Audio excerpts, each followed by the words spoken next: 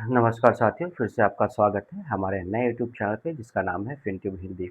आज हम डिस्कस करेंगे कि इंडिया में जो एसआईपी हो रहा है, जो लास्ट ईयर कितने हुआ और हमारा कितना नंबर से ग्रोथ कर रहा है हमारा इंडिया का एसआईपी का नंबर। और क्या अमेरिका में कितना एसआईपी हो रहा है और उसके हिसाब से जो 2025 का जो डेटा अवेलेबल है फाइनेंशियल ईयर का और इंडिया का जो 2026 का डेटा अवेलेबल है, उसके हिसाब से आज हम बात करेंगे और क्यों अभी के बाज़ार में एसआईपी करना चाहिए और एसआईपी क्यों सेफ़ है। कभी-कभी लाइफ़ में क्या होता है और लास्ट में हम थोड़ी बहुत जो अभी जो अमेरिका ट्रम्प जो गए थे चाइना और क्या बात हुआ ईरान को लेकर के और वो सब पे भी 2 मिनट हम डिस्कशन थोड़ी देर बाद करेंगे। तो अभी क्या हुआ, कभी-कभी लाइफ़ में क्या होता है ना कि आप अगर सक्सेसफुल पर्सन को आप कॉपी कर लेते हो, आप अगर सक्सेसफुल बिज़नेस मॉडल को आप कॉपी कर लेते हो, तो आप लाइफ में आपको जहाँ पहुँचना है, तो वहाँ तक पहुँचने का रास्ता आसान हो जाता है। तो उसी के हिसाब से आज हम एसआईपी का एक छोटा-सा एनालिसिस करेंगे क्योंकि आपको ये बात मानना पड़ेगा कि हाँ, अमेरिका हमसे आगे ही नहीं मतलब बहुत ज़्यादा आगे है और वहाँ पे per capita income compare between two India का जो पर कैपिटा इनकम है, वो बहुत ज़्यादा है। तो उसके हिसाब से भी आपको ये सोचना चाहिए कि आखिर वहाँ के लोग बहुत स्मार्ट है कंपेयर बिटवीन टू इंडियन जो स्टॉक मार्केट इन्वेस्टर हैं या इंडियन जो अभी नए जो इन्वेस्टर आए हैं मार्केट में उनसे। तो कभी-कभी लाइफ में आपको ये हर वक़्त समझ के रखना है कि हाँ, जो कंट्री अगर काफ़ी स्मार्ट है और उसका जो डिसीज़न मेकिंग जो स्किल है, वो ऐसा क्यों है और उसका हिस्ट्री क्या रहा है। अगर उसका हिस्ट्री खराब रहता, अगर उसका डिसीज़न मेकिंग जो स्किल है वो खराब रहता, अगर जो वो सोच रहा है, जो वो काम कर रहा है, अगर वो खराब रहता, तो फिर वो कंट्री इतनी तेज़ी से ग्रो कैसे कर सकता और काफ़ी इतना सक्सेसफुल और दुनिया भर में वो इतना पावरफुल कैसे बन सकता है, तो आपको उस हिसाब से भी सोचना चाहिए। तो जो हमारे पास जो डेटा है, वो लगभग 42 बिलियन का जो लास्ट फाइनेंशियल ईयर में हम लोगों ने पैसा एसआईपी में जमा किया है। 42 बिलियन मतलब लगभग इंडियन करेंसी में साढ़े 3 लाख करोड़ होता है।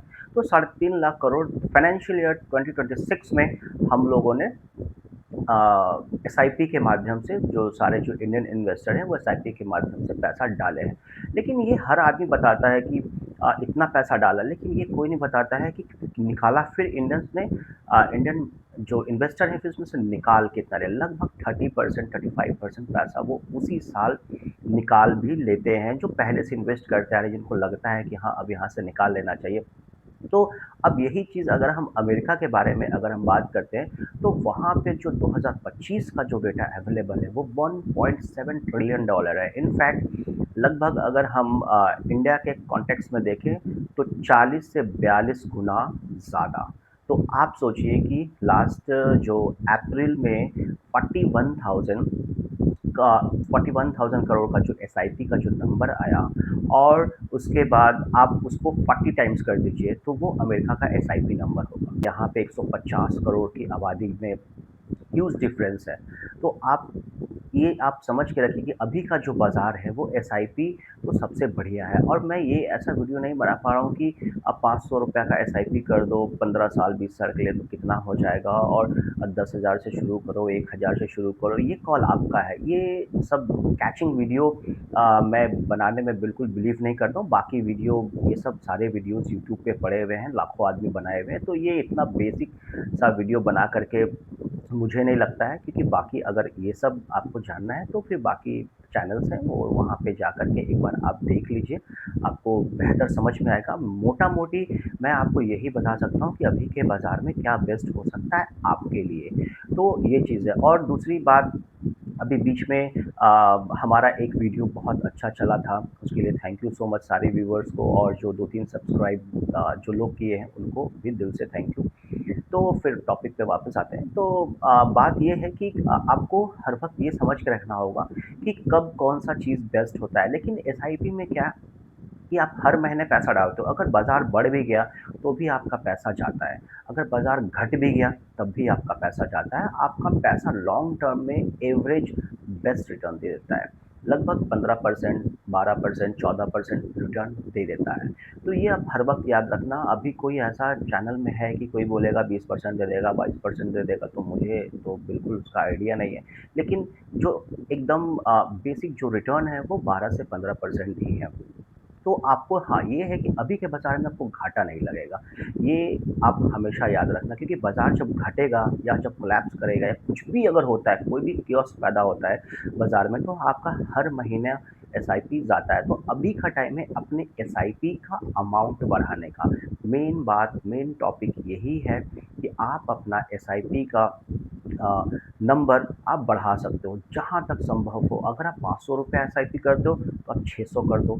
अगर आप 10,000 करते हो, तो आप 15,000 कर दो। ये वो मार्केट है, ये वो मार्केट नहीं है कि डायरेक्ट आकर के अगर आप स्टॉक आप जो स्पेसिफिक ढूँढना चाह रहे हैं और सेक्टर लीडर ढूँढना चाह रहे हैं, वो ये मार्केट नहीं है। आप जाकर के आप अपना पैसा सेव कर सकते हो और सेव मनी को ग्रो कर सकते हो। तो अभी का टाइम एसआईपी के लिए बेस्ट है और हर वक़्त बेस्ट रहता है। इनफैक्ट बेयर मार्केट हो, बुल मार्केट हो, एसआईपी वाले को कोई मतलब नहीं है, क्योंकि उनका पैसा हर वक़्त, हर महीने लगता जाता है और एवरेज रिटर्न बहुत अच्छा आता है। अब सोचिए, अमेरिका आपसे 40-42 टाइम्स ज़्यादा पैसा जमा कर रहा है एसआईपी में, क्यों जमा कर रहा है? जब इतना स्मार्ट आदमी, इतना पढ़ा-लिखा देश, इतना हाई कैपिटा जो इनकम है उन लोगों का, प्रति व्यक्ति जो आय बोलते हैं हिंदी में, वो बहुत ज़्यादा है इनफैक्ट अमेरिका का। तो आप सोचिए कि वो क्यों कर रहा है? वो कुछ तो सोच रहा है, कुछ तो उसका हिस्ट्री है, और ऑलमोस्ट जो है वो सारा रिटायरमेंट के लिए करते हैं, द एज ऑफ 60। हर वक्त यही मैं बोलता हूँ कि अभी सब ठीक है, आपकी जो एज जो भी है, लेकिन द एज ऑफ 60 के लिए अगर आप अभी से एस आई पी का आप जब मैजिक देखेंगे 5 साल, 7 साल, 10 साल, 15 साल बाद, तो फिर आपको समझ में आएगा कि मैं आज क्या बोल रहा हूँ। 2018 जून में शक्तिकांता दास, जो हमारे फॉर्मर आरबीआई के जो गवर्नर थे, उन्होंने एक बात बोला था, उस टाइम पे जून में ही बोला था कि काफ़ी लोग जो है बैंक से पैसा निकाल करके और स्टॉक मार्केट में जा रहे हैं, जो कि ये गड़बड़ बात है। उसके बाद बहुत सारा जो सेबी उसमें भी आई थी कि 90% लोग एफएनओ में ट्रेड कर रहे हैं। ये बात मैं क्यों कर रहा हूँ, आपको मैं अभी थोड़ी देर में 2 मिनट में पता चल जाएगा। तो एफएनओ में ट्रेड कर रहे हैं, तो 90% लोग पैसा खोते हैं और 10% लोगों को ही उससे फ़ायदा होता है, क्योंकि एफएनओ ज़ीरो सम गेम है। आप 90 किसी ना किसी को जाएगा, आपका पैसा किसी को जाएगा, तो इसलिए एफएनओ तो बिल्कुल भी नहीं करना चाहिए। मैं सदैव सबको यही सलाह देता हूँ। हो सकता है आपको शेयर बाज़ार बाज़ार का उतार-चढ़ाव बहुत पसंद हो। जो एफएनओ में लोग करते हैं, जो ट्रेड करते हैं, वो चाहते यही हैं कि एकदम बाज़ार से ऊपर चला जाए, एकदम बाज़ार खटाक से नीचे चला आए, उसमें वो उनका पैसा बनता है। लेकिन पैसा बनता है, लॉन्ग टर्म में पैसा बर्बाद ही होता है, उससे ज़्यादा कुछ नहीं होता है। इसलिए मैं हर वक़्त कहता हूँ कि आराम से इन्वेस्टिंग करो, निश्चिंत होके इन्वेस्टिंग करो।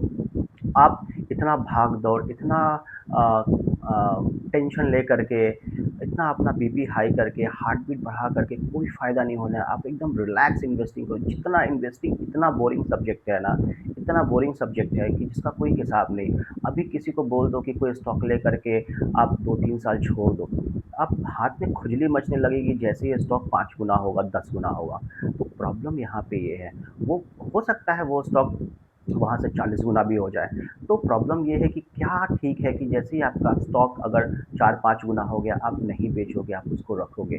तो ये खुजली वाली प्रॉब्लम हर आदमी के साथ है।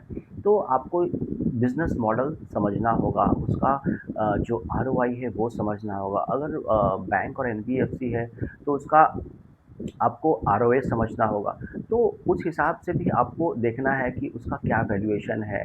तो अगर आप इतना कर पाओगे, इतना अगर आप देख पाओगे, जो कि बहुत आसान है, बहुत हर्डल भी नहीं है, तो उस हिसाब से भी अगर आप देखोगे तो फिर आपको समझ में आएगा। तो शक्तिकांता दास ने यही बात बोला था कि अगर इन्फ्लेशन भी कंट्रोल नहीं हो रहा है, बैंक से पैसा भी निकल रहा है, लोग पैसा खो भी रहे हैं, तो आने वाले टाइम पे प्रॉब्लम होगा और इकोनॉमी को दिक्कत होगा। ये 2024 में शक्तिकांता दास ने ऑफ़िशियली बोला था। तो आप उस हिसाब से भी देखोगे, जब 2024 के बाद से वो शायद दिसंबर तक थे, उसके बाद वो चले गए पीएमओ ऑफ़िस में, और उसके बाद फिर वहाँ पे वो अपना कार्यभार सँभाल रहे हैं। तो आप इस हिसाब से भी अगर आप देखिए देखिएगा और आपको समझ में आएगा कि जब बुल मार्केट आता है ना, तो जो जीनियस लोग हैं ना, उनका बात वो भूल जाते हैं, लेकिन वो वक़्त आता ज़रूर है और फिर उनका बात याद आता है। इसलिए मैं 2024 का बात आज मैं रिपीट कर रहा हूँ वापस से कि किसी ने कभी बोला था और वो आज सच हो रहा है। अब बात करते हैं कि क्या हुआ। ट्रम्प गए चाइना, और चाइना में क्या हुआ, और चाइना की कैसे बोलती बंद कर दी ट्रम्प ने और कैसे कियोस्क पैदा किया। और अभी आगे मुझे क्या लगता है, तो उस हिसाब से भी मैं 2 मिनट बात कर लेता हूँ। ये यही समझ में आ रहा है। और जो वहाँ पे जैसा कि मैंने जब देखा ये सब न्यूज़ फ्लो में, और बाकी जैसा कि मेरे को डेटा पॉइंट बताया कि वहाँ पे जब ट्रम्प गए तो अपने काफ़ी लोग को लेकर के गए, जैसा कि न्यूज़ मीडिया में भी चल रहा है। तो वहाँ पे वो कुछ खाना-पीना खाए नहीं, जो उनके व्हाइट हाउस के शेफ़ थे, केवल उनके हाथ से ही वो सब हुआ। उनके हाथ में ड्रिंक दिया गया, चाइना के जो जितने भी जो टॉप नॉच लोग होंगे, तो उन्होंने बस लिया हाथ में, लेकिन कुछ फिर उन्होंने सब हटा दिया। इनफैक्ट जितनी भी गिफ्टिंग हुई थी, तो गिफ्टिंग मतलब जो उनका प्लेन है, प्लेन के चढ़ने के पहले ही वो सारा कुछ उन्होंने डस्टबिन में डाल दिया। कुछ भी मतलब चाइना का ले करके वो अमेरिका नहीं गए। तो कहीं न कहीं मतलब ज़ीरो ट्रस्ट, इसको बोलते हैं ज़ीरो ट्रस्ट।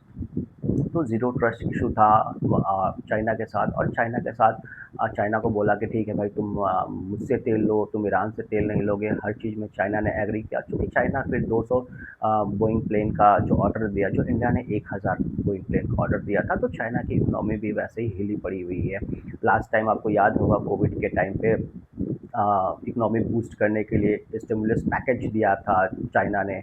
तो उस हिसाब से भी अभी वहाँ की इकोनॉमी ठीक नहीं है, और वहाँ पे भी जो बात हो रही थी घोस्ट सिटी की, मकानें बहुत बन गई हैं, रहने वाला कोई नहीं है। तो हम इंडिया के कॉन्टेक्स्ट में भी वो वीडियो एक बार ज़रूर बनाएँगे कि नेक्स्ट 20 ईयर्स, 30 ईयर्स में मुझे क्या लगता है, जो यहाँ पे ज़मीन का भाव है, जो यहाँ पे मकान का भाव है, जो यहाँ पे पॉपुलेशन है, करंट जो पॉपुलेशन का ऐज है, वो नेक्स्ट 20 ईयर्स में, 30 ईयर्स में कहाँ पहुँचेगा जा कर के, कितने यंग लोग बचेंगे नेक्स्ट 20 ईयर्स में इंडिया में, जो मेरा एनालिसिस, जो मेरा डेटा पॉइंट कहता है। और एक मेरा जो व्यू है, उसके बारे में भी हम एक डिटेल वीडियो बनाएँगे। वो इसी संडे को रिलीज़ होने वाला था, बट किसी कारण से वो इस संडे को नहीं रिलीज़ होगा, बट नेक्स्ट संडे को हम लोग ज़रूर रिलीज़ करेंगे। तो ये सारा चीज़ है, आप समझिए। फिर उसके बाद ऑफ़िशियली चाइना ने आकर के यही बोला कि हाँ ठीक है, बट जो है इनरिच यूरेनियम को तुमको वो सरेंडर करना पड़ेगा किसी भी एक कंट्री को, और ये वॉर वगैरह को ज़्यादा कियोस्क पैदा नहीं करना है। तो ऑफ़िशियली चाइना ने ये बात ईरान को बोल दिया। तो जियोपॉलिटिक्स में कोई दोस्त नहीं होता है, कोई दुश्मन नहीं होता है, बस मौके का तलाश होता है। जिसका जब मौका आता है, वही आदमी भारी रहता है। तो अब ईरान पूरा अलग-थलग अकेले पड़ गया है। अब क्या होता है पता नहीं। लेकिन हाँ, ये है कि 28 अप्रैल के जो 60 डेज़ जो ख़त्म हो गया था, जो अमेरिका का, अब ट्रम्प को अपने हाउस से परमिशन लेना पड़ेगा स्ट्राइक वग़ैरह कुछ करने के लिए। और भैया ये ट्रम्प है, ये पता ना शायद परमिशन ना भी ले और स्ट्राइक कर भी दे, इनका कोई ठीक-ठिकाना नहीं है। बाद में आके दुनिया के सामने सॉरी-वॉरी बोल देंगे। लेकिन मुझे लगता है कि ये परमिशन लेंगे शायद, या फिर इसको ख़त्म करेंगे, क्योंकि आखिर नोबेल प्राइज़ के लालची तो ट्रम्प भी हैं। जो बराक ओबामा के टाइम यहाँ पे इन्होंने अभी हाल ही में कहा था कि बिना कुछ किए बराक ओबामा को नोबेल प्राइज़ मिल गया। तो ये नोबेल प्राइज़ के लालची हैं। कहीं वही एक जो चीज़ है, इनको खींच रहा है कि हाँ, मुझे भी कैसे करके नोबेल प्राइज़ मिल जाए। तभी ये दुनिया भर में बोलते रहते हैं कि मैंने इसका लड़ाई रुकवाया, मैंने उसका लड़ाई रुकवाया। इंडिया पाकिस्तान का परमाणु हमला होने वाला था, फिर मैंने रुकवा दिया। तो अपना जो वीर गाथा है, वो खुद ही बताते रहते हैं। ये सब नोबेल प्राइज़ का चक्कर है और कुछ नहीं। बाकी आने वाले टाइम पे क्या होता है, और कल का मार्केट थोड़ा इम्पोर्टेंट रहेगा। कल का मार्केट कैसा रिएक्ट करता है, आज रात में क्या न्यूज़ आता है, वो भी एक बार देखने का विषय होगा। तो बेसिकली मेरा उद्देश्य आज वीडियो, संडे का दिन था, आज वीडियो बनाने का ये था, क्योंकि कल मेरा वीडियो आया नहीं, सैटरडे को थोड़ा व्यस्तता की वजह से। और कि अभी अपना एसआईपी हमेशा चालू रखिए। अभी समय है, आप अपना एसआईपी का नंबर बढ़ा सकते हैं। और लाइफ में अगर किसी सक्सेस पर्सन को, सक्सेस कंट्री या सक्सेस प्रोडक्ट को भी आप कॉपी कर लोगे और बड़े आराम से चलोगे, निश्चिंत चलोगे, कोई हड़बड़ नहीं, कुछ नहीं, कोई गाड़ी नहीं छूटेगी, सारी गाड़ी पकड़ाएगी। आप रिलैक्स होके, निश्चिंत होके, बड़े आराम से चलोगे, स्ट्रैटेजिक चलोगे, तो आपकी सारी गाड़ी पकड़ पकड़ आ जाएगी। तो आज का वीडियो हम यहीं तक रखते हैं, फिर कल मुलाकात होगी शाम को, तब तक के लिए थैंक यू सो मच। जय हिंद, जय भारत।